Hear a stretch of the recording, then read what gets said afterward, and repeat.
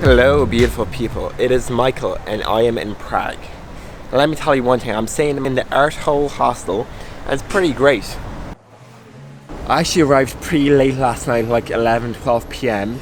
And the way I got there is through the bus and the metro, and then it was like a 4-minute walk from the airport. Really simple. But one important thing to note in Czech Republic is €1 is roughly 25 Czech kronas. That's the exchange rate.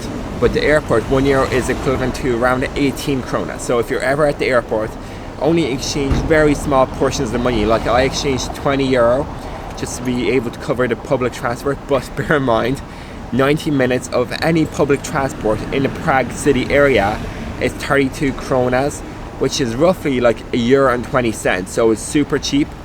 And now I'm going to go to exchange some more money, go to Patagonia, the store, and try and make the walking tour, which starts in about 25 minutes. So let's go. Let's kick off this first day in Prague with a bang.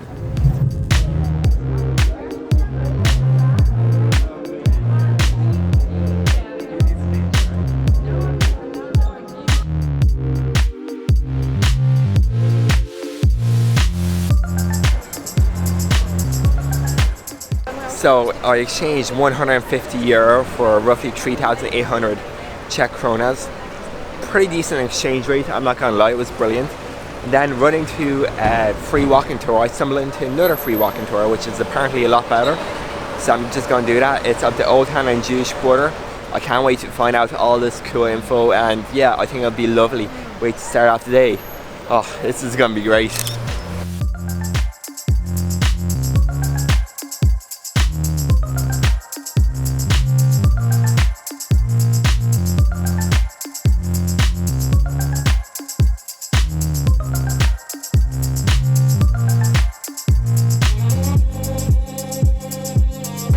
So a large part of how Prague became such a city that it is now is due to King Charles IV.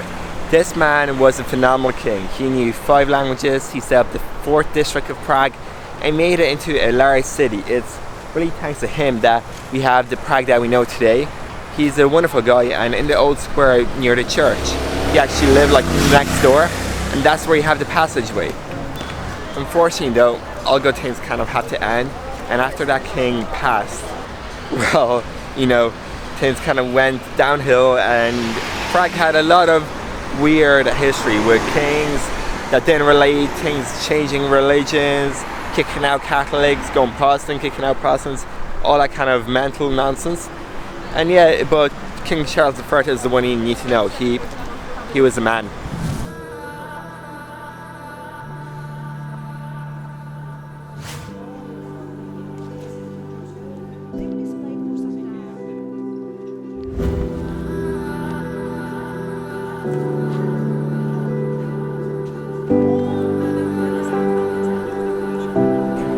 Walking around the Old Town quarter, and it's absolutely beautiful. There's 2 churches. One behind me is the Gothic style, phenomenal church, beautiful building, and there's a little kind of bridge connecting the church to a house, and that was the house where King Charles IV actually lived in. He was an amazing king of this city.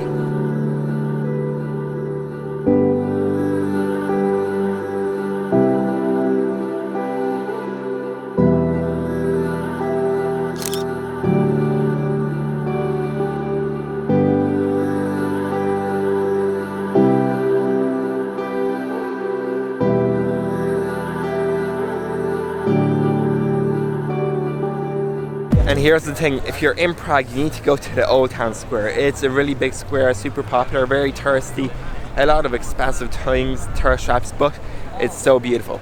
And here you also have the Prague Astronomical Clock, which on the hour, every hour has a show from 9 AM to 9 PM.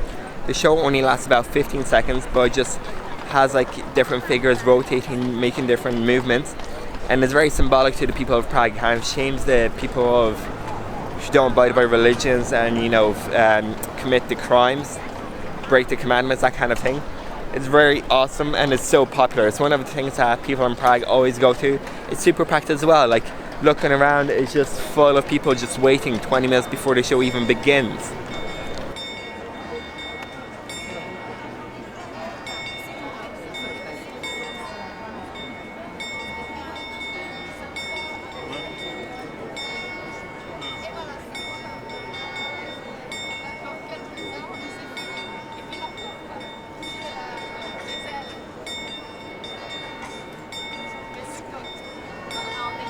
The reason why this whole performance is so short and simple is that it's 600 years old, the whole mechanism and these figures.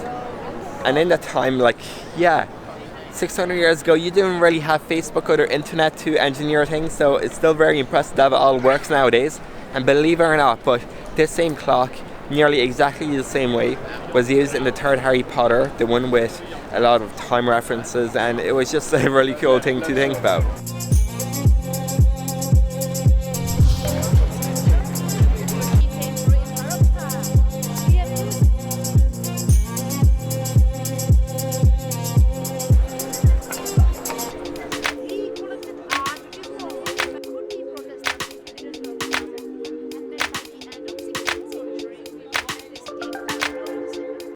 Oh yeah, and if you find the info that I'm providing very useful, you should thank my tour guide Teresa for that. She was a wonderful person, provided so much info, answered every single question I could think of. And I also used a bit of like Tara's books like this one on Prague to get specific details I couldn't remember. But damn, that tour was fantastic. It was a free walking tour that lasted about 2 hours. Of course, it's based on tip basis. One last thing on the square is the statue of Jan Hus. So he contradicted a lot of this whole church structure in the whole of the Czech Republic. He actually brought and highlighted the Protestant religion, and he made it so that the masses in Czech Republic would be made in Czech. However, because of all these things, a lot of people didn't like him, especially the Catholics. So, you know, he didn't really survive very long. One other thing that really didn't help him is that he ended the whole pay to get in heaven method that these Catholic churches were running. And yeah, less money for Catholics is never a good thing.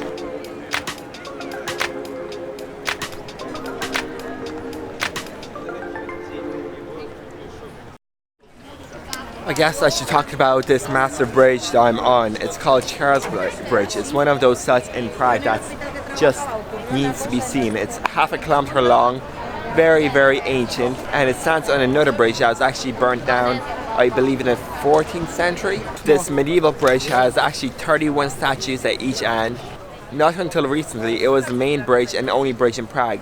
So everybody used to go here. There was actually a tram crossing the bridge and everything like that. Nowadays there's many bridges in Prague, but this one still stands as one of the biggest and the most important for historical reasons and just the presence, the power that it has. It connects the old Prague to the other side with the castle district, and it's really, really cool. I'm definitely going to walk a bit on it and then go back into the town centre.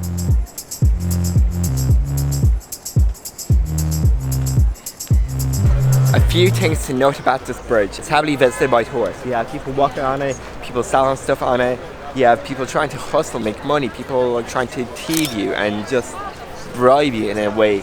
It's very, very dangerous. There's a lot of tourist traps on it, and underneath it there's a lot of boat tours. So you can rent like a paddle boat, or you can just rent a boat tour, and there's many other things.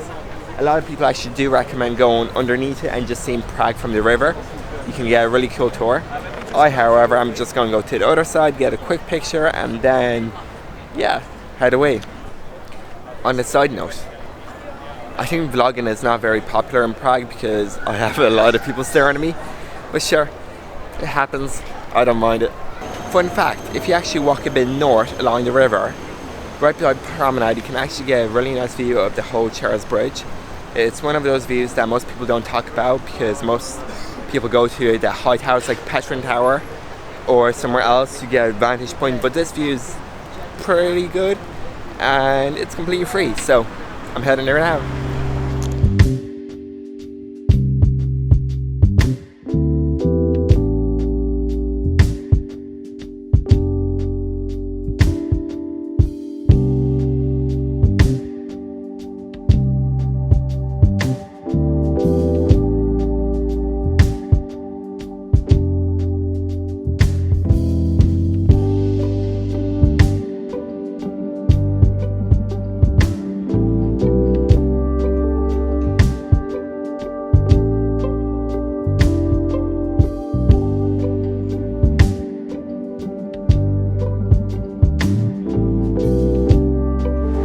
I am now making my way back to the Jewish quarter, and before I really get into the details of the history and the forming of this place, like to share that it's very strange nowadays because there is no markings or no easy way to detect when it begins and where it ends.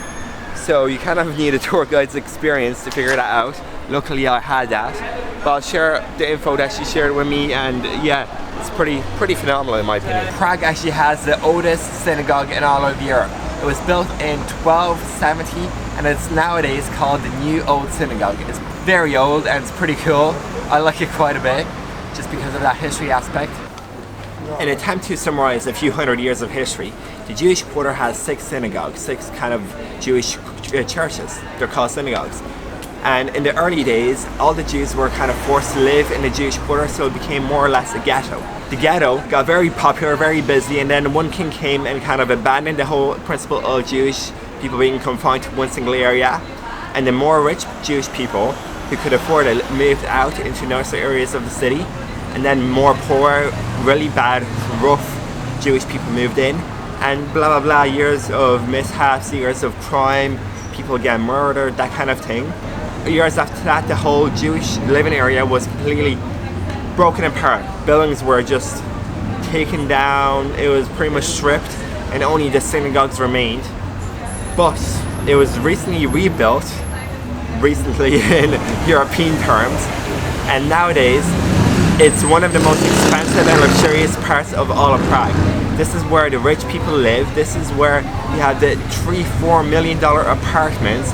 It's where all the boutique, the luxury stores are held. And nowadays there's only about 6,000 practicing Jews in all of Czech Republic, and 2,000 of them are in Prague.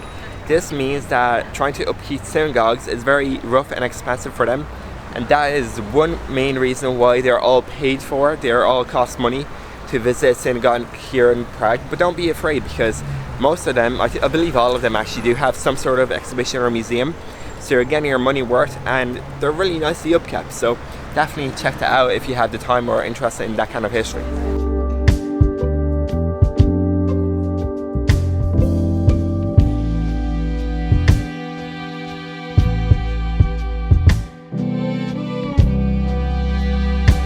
One more piece of history that I cannot overlook is the Jewish Quarter Cemetery. This cemetery has actually trees in the background, and these aren't a garden, they're a cemetery.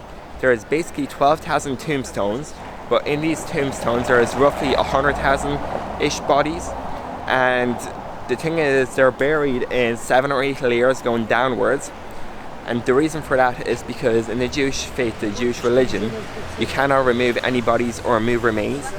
So what they did was they just dug deeper and deeper. It's a very strange place, and if you go there and look at the tombstones, you can just see so many names, and it's actually very hard to think about and very, deep, because one place has so many bad memories, so many bodies. Another really sad and powerful thing to add to that is that during the Holocaust, roughly 90,000 Jewish people from Prague and from Czech Republic were captured and taken, and out of all of these, 72,000 were murdered. It's a huge percentage, but actually Prague and the Czech Republic were one of the only countries that tried and did successfully rescue and hide a lot of these Jewish people, which is really nice to know that like country has such a loving attitude towards people and towards life. But it's still a very, sad thing to think about, especially when you're in cities such as Prague with Holocaust memorials and different kind of artifacts. Which means Prague. And there is reason to remain.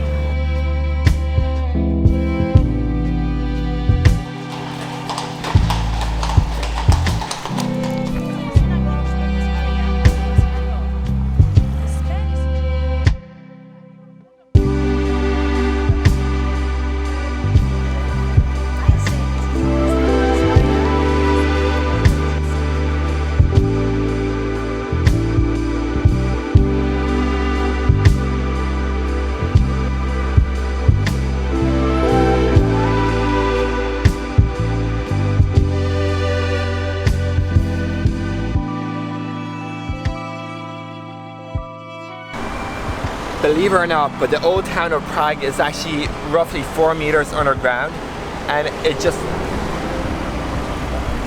has lied there for so long that when the new town was built, it was built on top. Nowadays there's no kind of main connecting point, there's no underground system, but you can go to a few underground tours. One of them is in the Old Town Square, right by the clock tower that has a show. And it's meant to be the best one that you can do, the best underground tour. I'm tempted to do that, but I don't know, I don't really like the underground vibe too much. But it's just a really cool historical fact. It's kind of the same way that Budapest has a lot of underground caves.